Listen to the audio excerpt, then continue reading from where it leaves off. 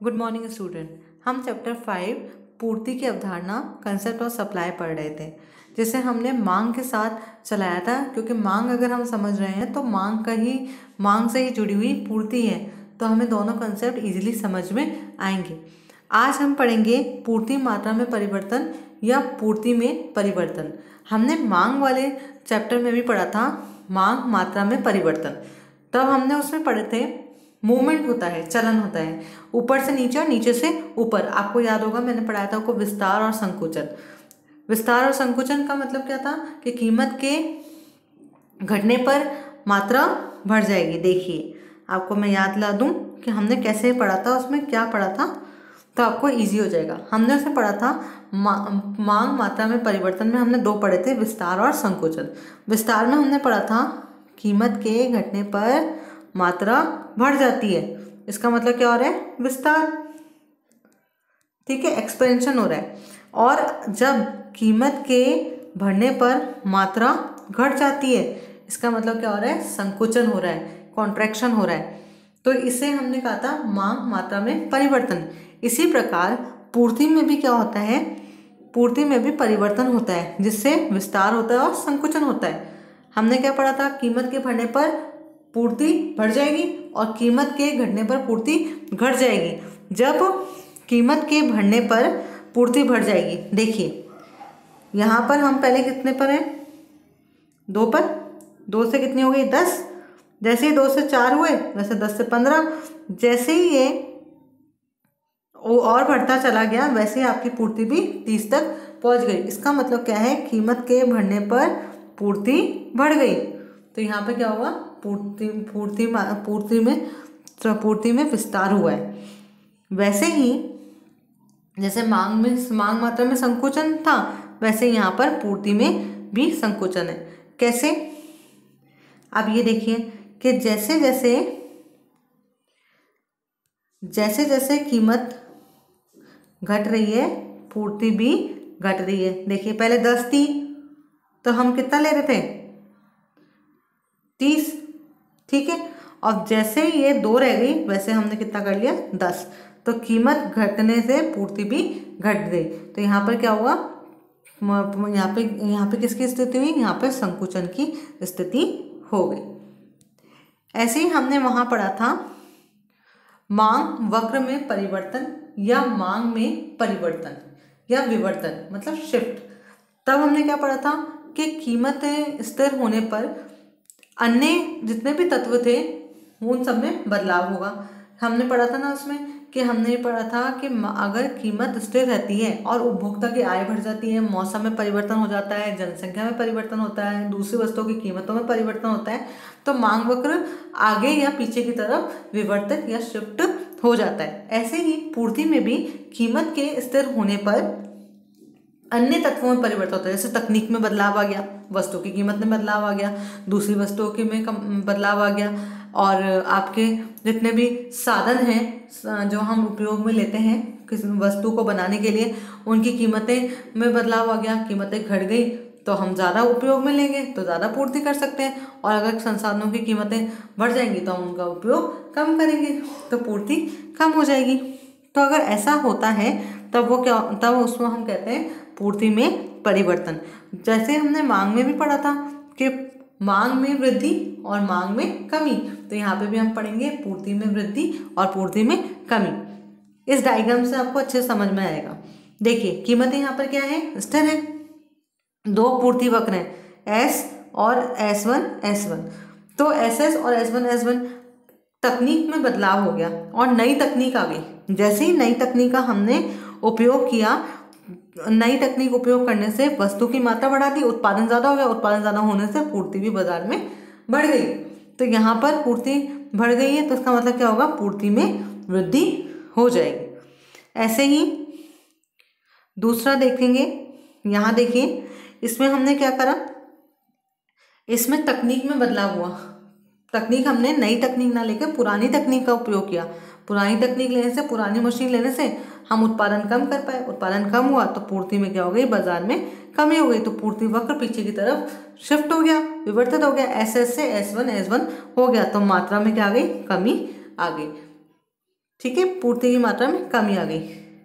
तो आप समझ गए होंगे कि हमने यहाँ पे क्या कौन कौन सा कॉन्सेप्ट पढ़ा, पूर्ति मात्रा में परिवर्तन और पूर्ति वक्र में परिवर्तन। एक बार रिवाइज कर लेते हैं, रिवाइज करने से हमें और अच्छे से दिमाग में कंसेप्ट बैठ जाएगा। सबसे पहले हमने पता पूर्ति की परिभाषा।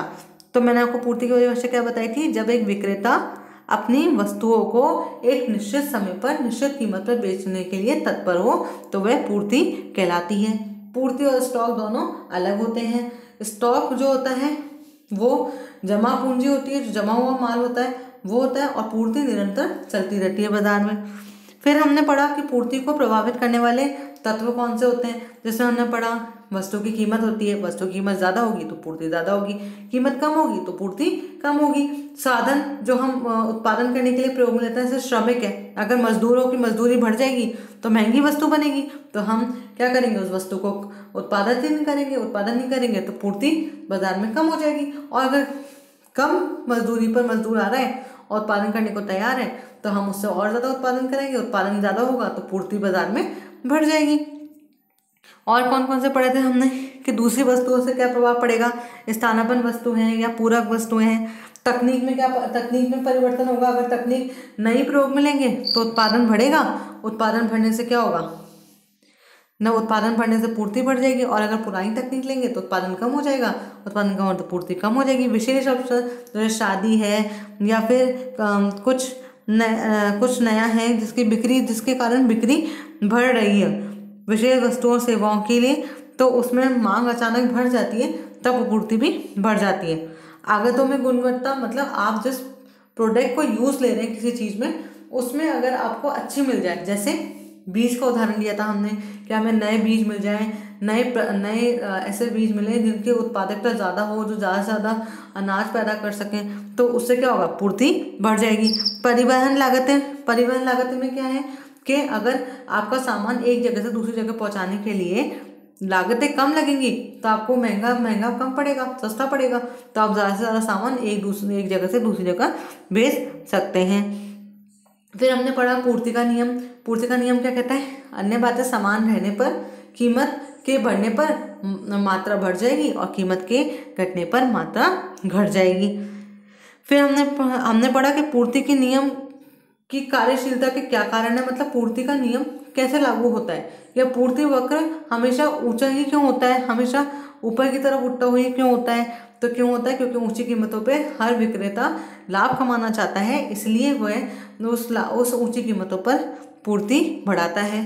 फिर हमने पढ़ा कि पूर्ति अनुसूची होती है, वो क्या बताती है, वो पूर्ति और कीमत के बीच में संबंध को दर्शाती है। कैसे कि अलग अलग कीमतों पर विक्रेता अलग अलग पूर्ति किस प्रकार कर रहे हैं, उस संबंध को दर्शाती है, वो पूर्ति अनुसूची कहलाती है। वे कितने प्रकार की होती है, 2 प्रकार की होती है, एक होती है व्यक्तिगत और दूसरी होती है बाजार। जब एक विक्रेता के द्वारा एक वस्तु को अलग कीमत पर बेचना बताया जाए या संबंध दिखाया जाए तो वो व्यक्तिगत अनुसूची होती है, और जब वो कई विक्रेताओं के द्वारा बाजार में एक वस्तु को विभिन्न कीमतों पर बेचा जाए बाजार में तो और एक निश्चित कीमत पर, तो वह बाजार पूर्ति होती है। उसके बाद हमने पढ़ा ये देखिए, उसके बाद हमने पढ़ा पूर्ति में परिवर्तन और पूर्ति की मात्रा में परिवर्तन। तो हमने पढ़ा कि अगर पूर्ति की मात्रा में परिवर्तन होगा तो विस्तार होगा और संकुचन होगा। विस्तार और संकुचन कब होगा, जब कीमत का प्रभाव पड़ेगा पूर्ति पर और अन्य सभी तत्व क्या रहेंगे, स्थिर रहेंगे। अगर कीमत बढ़ जाती है तो अगर पूर्ति बढ़ जाएगी तो विस्तार होगा, और अगर कीमत के घटने पर पूर्ति भी घट जाती है तो संकुचन होगा। फिर पूर्ति वक्र में परिवर्तन कैसे होगा, क्योंकि पूर्ति में परिवर्तन होगा, या तो पूर्ति में वृद्धि होगी या पूर्ति में कमी होगी। तो वो कैसे होगी कि कीमत तो क्या रहेगी, स्थिर रहेगी, कीमत में कोई परिवर्तन नहीं होगा, अन्य तत्वों में परिवर्तन होगा। अन्य तत्व कौन से पढ़े थे, जैसे वस्तु की कीमत, दूसरी वस्तुओं की कीमत, तकनीक, आगतों की गुणवत्ता, ठीक है, साधनों के मूल्य। तो उसमें अगर कोई परिवर्तन होता है, अगर वो कम हो जाते हैं और अच्छी तकनीक का प्रयोग लेते हैं तो हमारी पूर्ति बाजार में बढ़ जाएगी, तो हमारा पूर्ति वक्र दाईं तरफ शिफ्ट हो जाएगा। और अगर तकनीक हम पुरानी यूज़ करते हैं या फिर जो साधन है वो बढ़ जाते हैं या आगतों में गुणवत्ता नहीं मिलती हमें, तो क्या होगा, हमारी पूर्ति कम हो जाएगी। हम उत्पादन कम करेंगे तो पूर्ति कम हो जाएगी बाजार में, और कम होने से पूर्ति वक्र पीछे की तरफ खिसक जाएगा, मतलब लेफ्ट साइड पे या बाईं तरफ खिसक जाएगा। तो उससे क्या होगा, पूर्ति कम हो जाएगी, जिसे हम कहेंगे पूर्ति में कमी। आई होप आपको ये चैप्टर समझ में आया होगा। मैं चाहती हूँ अगर आपको समझ आ रहा है तो इसे लाइक कीजिए, शेयर कीजिए और सब्सक्राइब कीजिए। सब्सक्राइब इसलिए कीजिए क्योंकि जिससे जब नया वीडियो डलेगा तो आपके पास नोटिफिकेशन आ जाए, और लाइक इसलिए कीजिए कि मेरा मोटिवेशन बढ़े। शेयर इसलिए कीजिए कि जिन बच्चों तक ये मैं पहुंचाना चाहती हूँ ये उन बच्चों तक पहुंच जाए और बच्चे पढ़ सकें। मेरी मुहिम सिर्फ इतनी सी है कि हर बच्चे तक इकोनॉमिक्स का ये कॉन्सेप्ट पहुंच सके, और वो ये जो सोचता है कि इकोनॉमिक्स बहुत ही टफ सब्जेक्ट है उसके लिए ये इजी हो जाए। धन्यवाद, थैंक यू सो मच। मैं आशा करती हूँ कि आप मुझे प्रमोट करेंगे। नमस्कार।